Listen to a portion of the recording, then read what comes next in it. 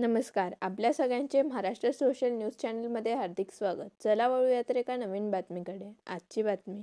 धुळे शहरात कचऱ्याऐवजी ट्रॅक्टरमध्ये माती भरली जात असल्याचा प्रकार शिवसेनेने उघड केला आहे. शिवतीर्थ परिसरात कर्मचाऱ्यांना जाब विचारला असता ठेकेदाराच्या आदेशानुसार काम करत असल्याची कबुली त्यांनी दिली. यावेळी शिवसेना पदाधिकाऱ्यांनी ऑन द स्पॉट पंचनामा करत कचरा ठेका रद्द करण्याची मागणी केली आहे. धुळे महानगरपालिकेने जो कचऱ्याचा ठेका दिलेला आहे तो वाढीव अमाऊंटमध्ये दिला. नेमकं शिवसेनेने या गोष्टीवरती या ठिकाणी बोट ठेवला.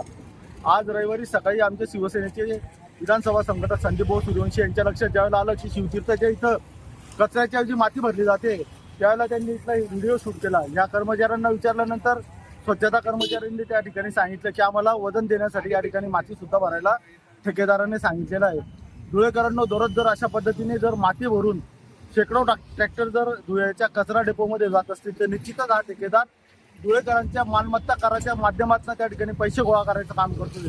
शिवसेनेचं काम आहे आवाज उठवणं. विरोधी पक्षामध्ये आम्ही या ठिकाणी आहोत. धुळे शहरामध्ये ज्या काही वाईट गोष्टी घडत असतील त्यांच्यावरती प्रकाश टाकण्याचं काम आम्ही या ठिकाणी करतोय आणि निश्चितच हा प्रकार अत्यंत घाणेरडा प्रकार आहे. माती भरून त्या ठिकाणी वजन करायचं आणि स्वतःचा खिस्सा भरायचा हे काम फक्त धुळे महानगरपालिकेचा ठेकेदार या ठिकाणी करतोय.